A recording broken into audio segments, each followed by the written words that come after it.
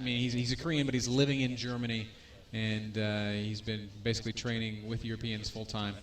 But he's got a very unique play style, especially in regards to PvZ. He just kind of, he's actually come right out, and Real has actually come right out and said that he doesn't like following the metagame. He wants to create his own builds because he just thinks that that's more exciting for the fan. Creating his own builds? Yeah. That's actually something that Grubby said. When I casted him at the first offline tournament that he ever played, which was the Copenhagen Games, he said that he doesn't watch any stream, he doesn't follow any discussions because he just wants to develop his own style. He wants to see what works best for him and just wants to get his head into the game. So that's actually an approach that I really like. Yeah, it's really fun, and it makes for some great games. And some of the coolest PvZs I've seen have been played by Real. And I'm a bit of a fanboy. Actually, I lived with him for a couple of weeks. I helped him get set up in his team house. But he's just a great guy. Really, really dedicated, hard-working player. And I want to see him do well. Now, Moon, in that same note, in that same vein, you know, he's kind of a big question mark. Fnatic signed him, and everybody's super hyped to see him playing StarCraft 2 full time. This is his first real showing. After, look at that, gets the hatch down after joining Fnatic. So nobody knows what to expect from Moon. I have no idea how his play style looks these days, but I saw a game of him just a few days ago when he was playing in the KSL, but he lost in the ZVZ against Monster. Yeah. They were up against MVP, so I don't know about his playstyle against Protoss either, but I guess we'll find out very, very soon. Yeah, I hope that it's something awesome because, I mean, he definitely has a reputation for being an awesome War 3 pro. So. Yeah, we have him with we have his opponent with the Forge now and also with the Gateway, so starting to wall off on the map. That looks like a full wall off. Yeah, it actually does. Maybe a little bit of a gap there. I don't think so. Looking at it, I mean, if you select the buildings, you see that yeah, I like the little angle you're working from here, Khaldor. I like the little twist. Can we twist the other way? Yep. There we go. Yeah, it looks like a full... no, there's a gap. Yep, small gap. Okay, so let's have a quick look at the Zerg player, though. We have Moon now with the early third hatch, so this is exactly what Stefano did, and roughly the same timing as well. It's going to be interesting to see if Real is able to break down this, well, the defense of Moon, or if we see another game like Stefano Night End, where Stefano just had way too many units. And one of the key things was this overlord that Moon also has in position and his ability to scout exactly when Real was going to attack, leaving his main base completely unguarded. So, well, let's see if we see a similar game. I actually doubt it. I want to see the super long macro game now. I do think part of the reason that the game that Stefano played here was so one-sided is because Night End made the mistake of allowing the Lings in. And I don't think Real is going to make the same mistake. But we will see. Lots of drones coming from Moon. Third hatch finishing up, so he's going to be supercharging that economy rapidly. He has no gas so far. He doesn't have a single extractor. He's focusing that's a good solely point. Very on his interesting. minerals. Usually at that point in time you at least have like one extractor, so I guess that he will throw down at least two at the same time. His third base is already done. He's starting to spread his creep a bit. We have him with another queen being built, and at the same time Real now on two assimilators is chrono boosting his gateways, is getting a couple of units out. We have him with the warp gate technology and +1, so we will see some gateway player out of the orange Protoss player. Yeah. Definitely. Now, Real in the past has favored robo play with like Immortals and Warp Prisms. Well, actually, we were talking about GSL maps, and you said on Metropolis there's an unbeatable 3 Immortal push. What does that look like? Can you tell us about that build, and would it work on Cloud Kingdom? Well, it's a really, really strong push where you go into bases and you start with the +1 attack upgrade, you throw down a robo. As soon as you hit 3 Immortals and 10 sentries, you move out with your army. Most pros players have a Warp Prism with the army mix as well, in order to warp in units. And just the way that Metropolis works with all those bases, you can't just shut down the aggression of your opponent with well-placed force fields. I have the feeling that you could definitely try to pull it off on Cloud Kingdom as well, because we talked a little bit about it. If you get into a decent position at the third base, there are just a lot of opportunities where you can use the force fields to completely cut off your opponent's army. So I think that this is definitely a build that you can try to use on Cloud Kingdom. It's specifically known that it's very, very strong on Metropolis. And we have a little bit of aggression by Real already. There are spine crawlers being built, so he's just backing off with a Zealot. He has a Warp in pylon. And we have now the Roach Warren for Moon, who finally took a little bit of gas. Dark Shrine down for Real. He is going to apply some 4-gate pressure here. Roach Warren not done just yet. +1 is finished, and Zealots against slow Lings. That's not going to be a very close fight. So we'll see if Moon's able to muster enough of a defense. These spine crawlers are going to be invaluable. At the same time, I have to say that I don't think that spine crawlers are the best choice, because you can't defend the second base. You need a couple of spine crawlers at the second as well, and this is going to be quite the problem. You mentioned the Dark Shrine. Time is now working in Real's favor. If he's just able to put some pressure on his opponent, there won't be any spore crawlers, and there won't be a lair. There's no evolution chamber at all. Lair has not begun. All the gas is actually getting dumped into this Roach Tech right now, so even if Moon defends this, he's going to find himself in some trouble when the DTs start entering the field, and that Dark Shrine is getting closer and closer to completion, Khaldor.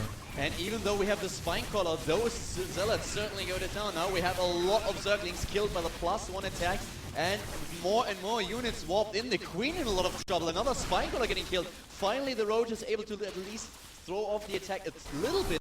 Moon on 96 supply with a ton of drones. 54 against 44, but the Dark Shrine is done, Ben.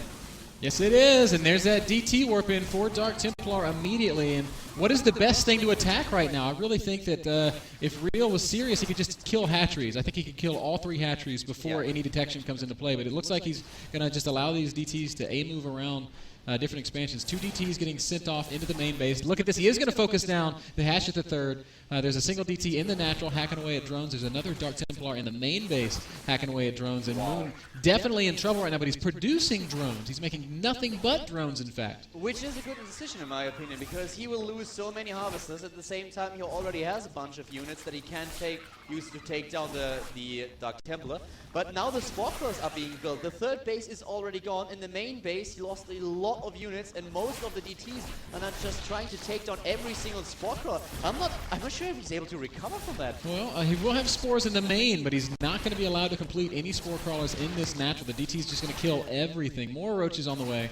Looks like there was an attempt at a counterattack that was thwarted by defensive Dark Templar. So Real really utilizing this DT play to great effect. Finding a hole in Moon's build, that of course being the absence of detection. Killing the natural expansion, so he's on 1 base. Moon is on 1 base, finally a spore crawler. He's trying to get into the main base with another DT, but no, all those Roaches and the Queen block the ramp, take down every single Dark Templar. But well, the fact remains, we only have 1 mining base for Moon, and he is down to 36 harvesters. In total, his opponent was able to take down 20 drones and also both expansions. This is an awesome position for Real to be in. Yep, it's a really tough spot for Moon. Like, I don't know if he finds some way to bounce back from this. It's just purely miraculous. Now, one thing about DT openings that's a little bit flimsy is once you've done your damage, you have to deal with this big swell of units. So there's a lot of roaches out. There's going to be detection now, and the question that remains is, does Real have a way of killing a ton of roaches? And if you look at just his army, it's not that scary of an army. He's got some stalkers, he's making some archons, and he's just got a handful of zealots. So I'm a little bit surprised that he doesn't even build a single immortal, because he certainly has the resources to do so. He knows that he did a ton of damage and that his opponent is based on a pure roach heavy army.